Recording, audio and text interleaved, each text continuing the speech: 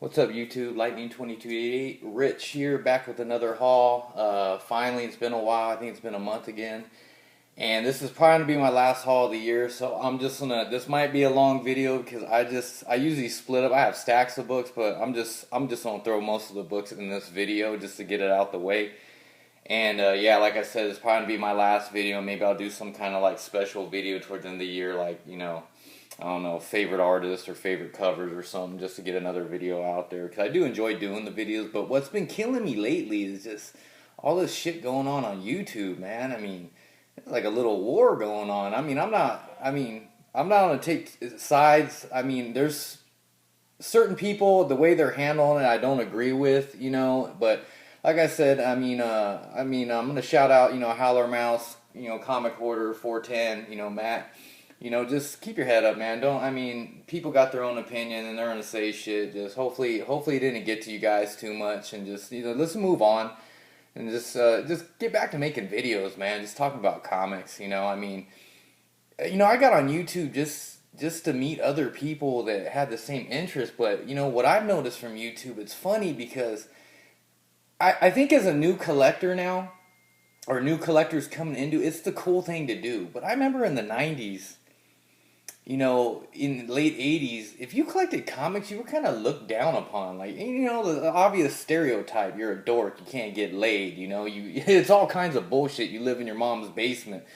All kinds of shit. But, and then we find YouTube and this other social media outlets to meet other collectors, and it seems like it's worse. It's like people get it worse from fellow collectors other than, those people just looking at that stereotyping comic book collectors.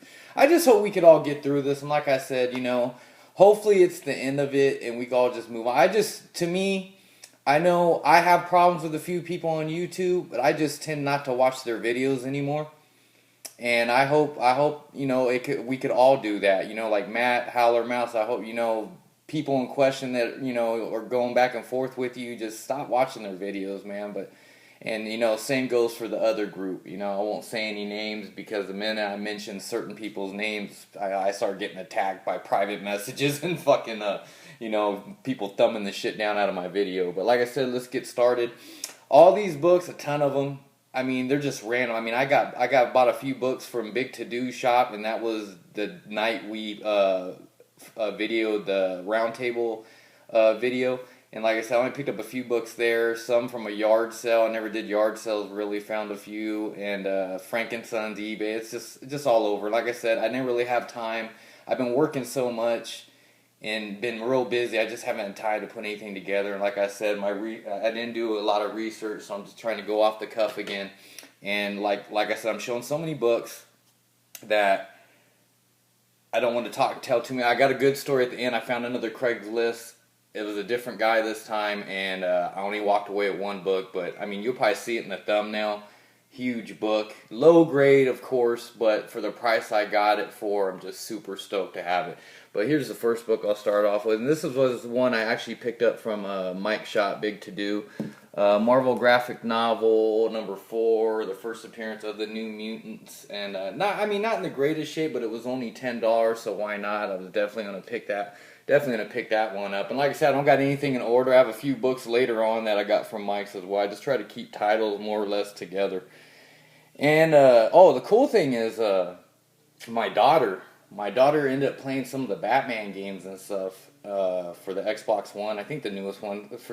Sorry guys, I forgot the actual name of it, but she was playing, got real into it, and I gave her a few trades to read Batman wise, and she read The Hush and The Court of Owls and just loved it. And she loves everything Batman, Harley, and Batgirl, so she's slowly starting to get into comics. So she wanted me to show the first book she actually purchased with some of her allowance money. And this is a Batgirl number 1. So yeah, she's starting to get into comics. Super stoked. Tried to get my son into it, but he wasn't having it. But anyways, I thought that was real cool that my daughter, yeah, she's only 13, so like I said, perfect age to get into comic books. But these next 2 books I think I just picked up a few days ago. I just wanted to read them to see how they were. So I bought the first issue just to see. I'm probably going to go back and get the rest so I can read it. It was pretty good, I thought. Death of Wolverine number 1. Been wanting to read that, and like I said, I got them real cheap. I think it was like 50% off everything. These weren't that much, and like I said, these ain't the. And I got the Canadian variant edition, so I thought those were real cool. Read that. Definitely gonna go back to my local shop and pick up the rest, so I can at least finish out the series. Oh, and by the way, yeah, like I said in my last video, I'm gonna give Mighty Mug some love. I mean, I just prefer these more than the, what is it, the Funko Pops? I don't know, I just think these are a little bit more detailed and stuff, but like I said, I would like to show all of them, but I got like 30 of them. But if anybody out there collected these Mighty Mugs and happens to have a Venom figure, hit me up if you're willing to sell it or trade it for something, because I've been looking for that for a long time. I can never find it, and the eBay buy now prices for that Venom Mighty Mug is just ridiculous. Okay, the next, I think 4 or 5 books are books from my boy James Omega Shin. He hooked me up. And like I said, I'm not as familiar with the newer stuff like he is, so just bear with me, guys. First one, JSA Secret Files #1. This is, I believe, the first appearance of Kendra Saunders, aka Hot Girl, and I know she's made an appearance in the Flash show, so real happy to have that. I don't know what it's going for currently. I think it's still going for between 15 and 20 bucks, but like I said, James always seems to hook me up with these type of books, so I'm real happy to have this one. And the next one is Bloodstone #1. This is the first appearance of, I believe, Elsa Bloodstone. So that's pretty cool. I actually like that cover. But like I said, I don't know shit about it. But like I said, free. Can't pass that up. And he also hooked me up with Star Wars #1. Thought that was real cool. Like the cover. I think it's a double cover, he said. Well, it is a double cover. I looked at it. So I thought that was pretty cool. And the one that was really cool was this one. Like I said, I'm not as familiar with it. You know, like, if you guys follow my videos, I'm not really a modern guy. I've been catching up, though. I've been reading a lot of the more modern Batman storylines, and I definitely want to start catching up on X-Men and see what I've missed over probably the past 10, 15 years, to be honest. This one is Green Lantern #25. I believe it's a 1 in 25 variant. I can't remember, but I know a lot of people on Instagram, like when I posted this on Instagram, people went crazy over this book. But it has a first appearance. It's like 10 first appearances, so like I said, I'm not as familiar, but cool ass cover. I know it's a really hard book to find, and that was another book that James Omega hooked me up with. And he did hook me up with, I don't even know what the key to this one is. This is All-Star Comics #2. Real cool cover. Like a little old school flair to it. And then he hooked me up with Infinity Inc. #34. And I believe, I think it's the first appearance of Injustice Unlimited and Artemis Croc. So if that's not correct and you guys know what it is, please leave it in the comments below. But that one. And the last book he hooked me up with was The Incredible Hercules 133, the variant. And I believe this is the first appearance of Helen Cho and the origin of Amadeus Cho. Like I said, I didn't do much research, so like I said, just bear with me. If it's wrong, like I said, just leave it in the comments. I have no problem with people correcting me. But anyways, okay, those were the books from James. Now, like I said, guys, I don't know exactly, like, I've had a lot of these books for a while, so I'm just going to kind of run through them. Like I said, there's a ton of books, and I'm just super busy, so I just can't, like, do a lot of research on them. The first one, this is a book I saw a while ago. I believe it was Mercenot showed it a long time ago. Gets a little Christmas theme to it. This is Lobo #1, the Christmas special. I just want it because I absolutely love that cover, and it is a hard book to find. It took me a long time to find it, and I believe I did find this at Frankenstein's for a couple bucks. I mean, it's not an expensive book. It's just, you know how it is, guys. You see someone show a cover you really like, and you end up going. It took me a long time just to find this. And like I said, I try to avoid eBay as much as I can. I mean, obviously, with, you know, getting keys, I mean, it's a lot easier doing it through eBay or getting books, but, like, it's sometimes just, you know, more gratifying to find it in the wild. And let's get to some good Silver Age. I know these for a fact. I think the next at least 7, 8 books are from Frankenstein's from like 2-3 months ago. But the first one is Adam #36. Really cool. And like I said, guys, got a nice run of Adam. I think I got out of the. I got #1, but I mean I got a huge. I think I almost got it complete. There's a few I'm missing, but I'm damn near complete the Adam run. Sorry, that's my wife calling if you heard that. But this is Adam #36. Beautiful cover by, of course, Gail Kane. And man, I swear, man, You just can't. I mean, I guess I'm biased, but when it comes to Silver Age, man, you can't beat those covers. It's just absolutely beautiful. I just love Gil Kane, Carmen Infantino, all these guys. They're just, goddamn, their art's great. I just love it. I could stare at these covers all day. Next one is Adam number 26. And like I said, I believe these were all like $5.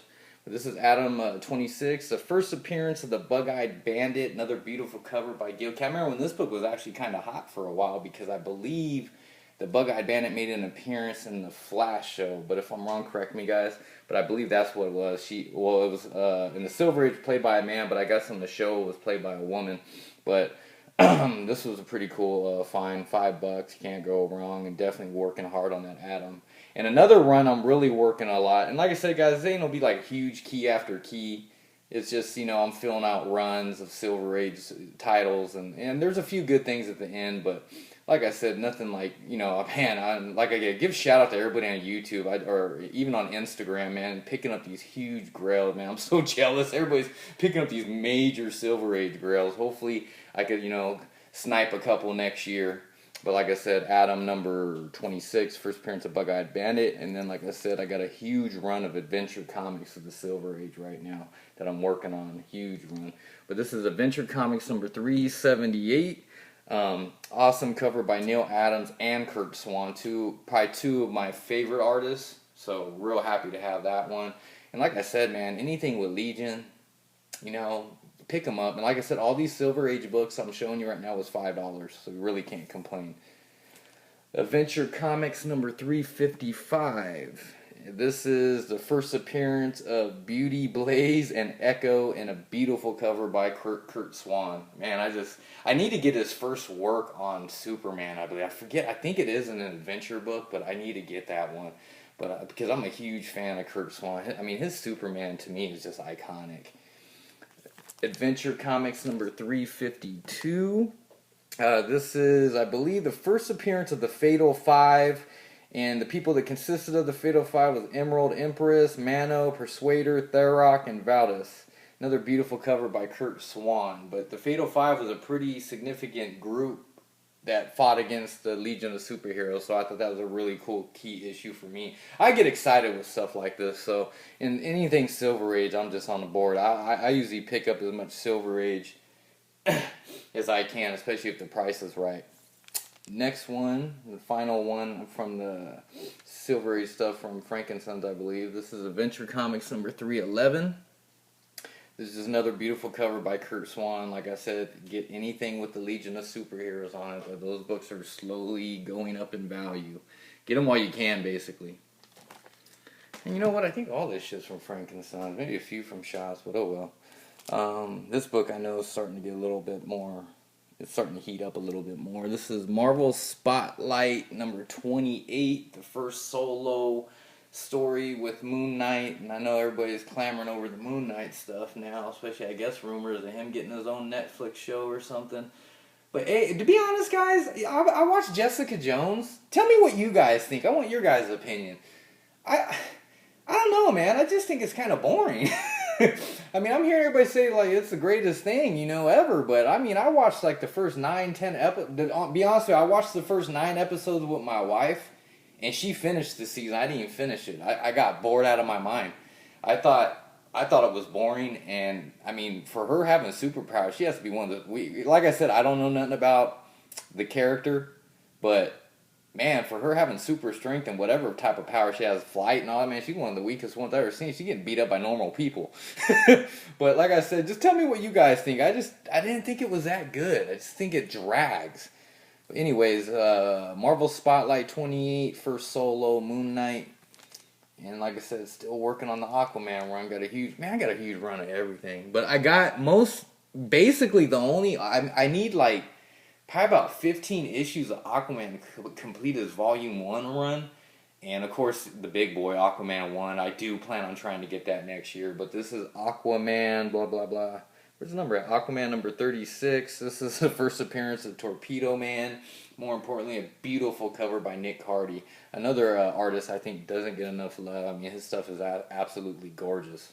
But let me get these out of the way. And these next two books were actually from Big To Do Shop as well. This is Batman 619, beautiful cover by Jim Lee, part of the Hush storyline, and I actually read that. It was fucking phenomenal. Since I read that, I want to actually get the original issues now.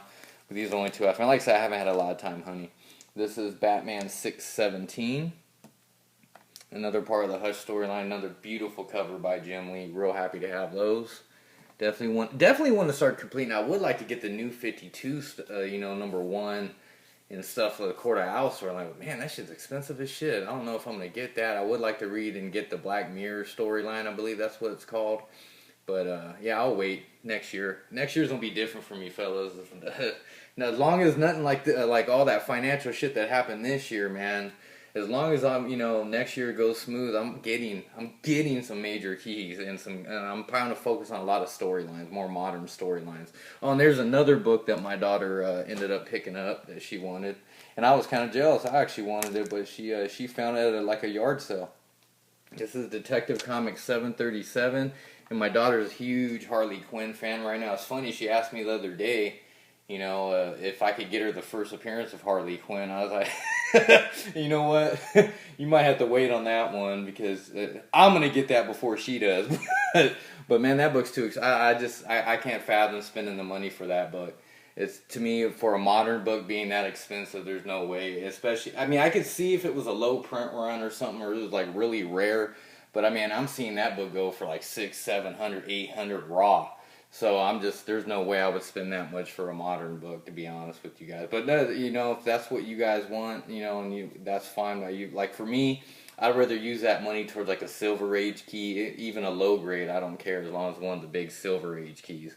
Like I said, this Detective Comics 737, just an early appearance of Harley, cool Joker cover. And this is Detective Comics number 523. I believe this was from the yard sale too, I believed. This is, I don't know, man. It's all these, I think this has something to do with the Killer Croc stuff. This might be the first, one of the first cameos, one of the early appearances of Killer Croc. So if you guys know what it is, let me know. With real cool cover, and like I said, I got a huge run of Detective and Batman as well. That, to me, this is more like just a filler. Just to fill in the run, or the gap in my collection. And I think I actually picked this up from Big To Do shop as well. You know what, another thing about Big To Do, Mike, a fellow YouTuber, real cool guy, man. He has one of the nicest shops I've ever been to. And the thing is, I wish I could go to it more often. But man, he's over an hour away from me, so it's just hard. Especially my kids in school, band, all that stuff. I'm doing working extra. I just can't make it out there. But man, when I went to his shop, I get so jealous because the shops where I live just absolutely horrible. He just has one of the. If you guys are in the Anaheim area or the Tustin area, man, definitely hit up Big To Do shop, man. It's well worth it, and he's a real nice guy, and he'll always hook you up, or just fun talking comics with the guy. But like I said, man, if you have a chance to hit up his shop, definitely. And this was another book I picked up from there, just a filler, but it's cool. It has a Joker on it, and I love the Joker. This is Batman number 294. And this, I think this other stuff's from Frank and Sons as well. Sorry guys, I'm just totally unorganized and all over the place. I'm just trying to get this video under 25 minutes. This is Batman 169. Absolutely love that cover, and I believe I think it's like the third Silver Age appearance of Penguin, but I could be wrong, or the second or third, but real beautiful cover. Actually, I just love the Silver Age look. Just the way the art is. I mean, a lot of people think it's corny, but I don't know, man. It's just like art to me. I just love it. And this next one, probably one of the most corniest first appearances ever. This is Batman 188, first appearance of the Eraser. And I actually like the cover. Yeah, the Eraser guy looks corny as shit. Imagine them creating a character like that now. All the shit they would get for it. But Batman 188, first appearance of the Eraser, beautiful cover by, I believe, Carmine Infantino. So really cool, just adding to the Batman run I got going.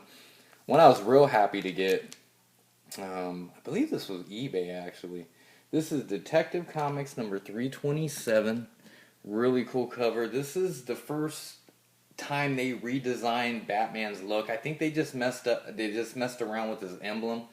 So that was about it. But I mean, it's a pretty expensive book, especially if you get it in like the upper to the mid to higher grades, and this is a pretty nice copy, so I was real happy to get it. I forgot the price. I might have paid like $30 for it. So, but real happy to have it. Finally got it off my Batman list. So cool. And this next, man, I'm just totally unorganized right now. I think these were from Frankenstein's too. This is Wonder Woman #7. This is, I believe, the first appearance of Barbara Ann Minerva, and she later becomes Cheetah. So I guess this book is being speculated on being like this is the Cheetah they'll use eventually to fight against Wonder Woman or in the next Wonder Woman movie. But this is the first appearance of Barbara Ann Minerva, but she doesn't become Cheetah until I believe issue 9, and I'm still on the hunt for that or looking out for that one. So really cool. And another one from Frank's. This is Fantastic Four 33. This is the first appearance of Atuma, so really cool. Really love that cover, especially the old school Fantastic Four covers are the shit, man. I just absolutely love it. But yeah, real happy to find that one. And then, surprisingly, guys, I've been starting to get into variants, so I've actually been picking up a few variants here and there. I mean, these next 3 or 4 ain't no big deal. I'll tell you the story how I got them. I don't know if you guys do GameStop. You can do the GameStop rewards, and I always constantly buy games from GameStop for my kids, and I just never redeemed any of the points you get. And I think I went one time, and they said you got like 150,000 worth of points. So, and I finally went on their website, and I started redeeming them, started seeing what you could cash your points in for, and I didn't really see anything. The only thing they had was comics, so I just picked up all the comics at the time they had on their site. So I got this one, GameStop exclusive. This is a Secret Wars variant. Really cool. I thought the cover was pretty cool. This one I was really happy to get. I thought it was really cool. This is Batman Arkham Knight #1, GameStop exclusive. So, and like I said, guys, when you guys are interested in these like variants, just hit me up, man. Maybe we can make some kind of trade or something. Because I mean, I might keep the Batman though, because I like Batman. I love Batman. This one's really cool. I'd be willing to probably trade this one if anybody was interested. This is another GameStop exclusive, Star Wars #1, I believe, or whatever. Cool Princess Leia cover. I think the artist, let me see, I think it's right there, Greg Horn. I know there's a lot of Greg Horn fans out there. And I just picked this one up because it was the only comic left that you could pick up off their site at the time I did it. Puppet Master #1. I believe they said there was only 500 printed of this. I just picked it up because it's such a low print run. You never know. Maybe down the road, everybody start clamoring over this, and I'll sell the son of a bitch. But anyways, now to the 2 variants I did purchase recently. I was real happy. And I think with variants, I mean, I'm not going to go after every variant. They're just expensive. But, I mean, certain variants I just want. I'm probably just going to focus on, like, Batman variants, Alex Ross variants, and J. Scott Campbell and Jim Lee. That's it. And maybe Andy Kubert, because I love some of his Batman variants that he did. And I actually got one in this haul. But, definitely just probably that's the only type of variants I'm really going to focus on. J. Scott Campbell, Alex Ross, Andy Kubert, Jim Lee, and just certain Batman variants that catch my eye. Other than that, I'm just going to leave them alone because they do get pretty pricey. First one, I was real happy to get this one. The cover alone. This is Vampirella #1, the J. Scott Campbell sketch variant. Just look at that. That's just beautiful. I just love his artwork. I know a lot of his girls, they just look this, but man, just something about the way he draws women. It's fucking badass. Absolutely love this cover. And the one I was real happy to get, and I actually got this about a week ago at my local shop that had 50% off, so I ended up getting it for, I believe it was 15 or 20 bucks, but I know at Frankenstein's at the time, they sell these for like 60, 70 bucks. I'm like, hell with that. But this is Guardians of the Galaxy #18, the Alex Ross 1 in 75 color variant. This cover is just amazing to me, and I do definitely want to get all his variants from Marvel. The 1 in 75 color. The sketch ones are expensive. They're like, you're looking at about 150 to 200 bucks, but you get a deal on these once in a while. But I definitely want the Death of Wolverine one next, and probably he did a Daredevil one I really like, so I definitely will probably shoot for those next. But this is Guardians of the Galaxy 18, the 1 in 75 Alex Ross color variant. Real happy to have that. Now let's get to probably the biggest books of the haul.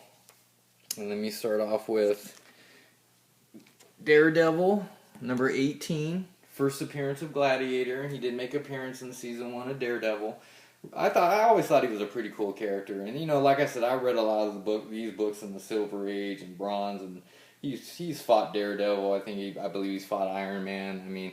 I always thought he was a pretty decent character. But like I said, I don't know, this book, what it currently goes. I think I paid, I think it was like $10-15. But like I said, I got a huge Daredevil run, guys. I got 100 to 3. I believe the end of the Fall of Grace storyline. So I'm 100 to the end of the Fall of Grace storyline. And I got I need about 35 issues to complete the 100 and under. Early Silver Age stuff. Of course, I need number 1. But a few of the more pricey ones. But like I said, I'm pretty close. I think I can manage to complete the Daredevil run. That would be a huge accomplishment for me. The next one is Daredevil number 6, and I believe this is the first appearance of Mr. Fear. So really cool. And like I said, anything with early especially with Daredevil right now being as hot as it is, it's worth picking up. And one that's just extreme, and this is kind of a beater copy, but like I said, I didn't pay much for it at the time. This is Daredevil number 4, first appearance of Purple Man, and shit, man, this book is fucking blown up on eBay. Real happy to have this one, and just, I don't know, I don't even like the character that plays, I just don't like the Jessica Jones show. Hopefully I don't get no flack for that, but hopefully I'm not the only one that feels that way. I just thought it would drag. But like I said, real cool early Daredevil. Definitely getting real close. Hopefully I could get a Daredevil 1 next year. I just totally went out of order. Got this one as well. This was at Frank's. I believe it was $25. This one right here. This is Daredevil number 5. First appearance of El Matador. And down to the last 3 books, fellas. And like I said, my video still went over what I was planning on doing. Oh, here, let me show you. I should have showed this variant with the rest of them. I got Batman number 37. This is the 1 in 25 variant. 1 in 25 Andy Kubert variant. Just absolutely love this cover. And I actually got this from my local shop. It's actually pretty decent. I paid $40 for it.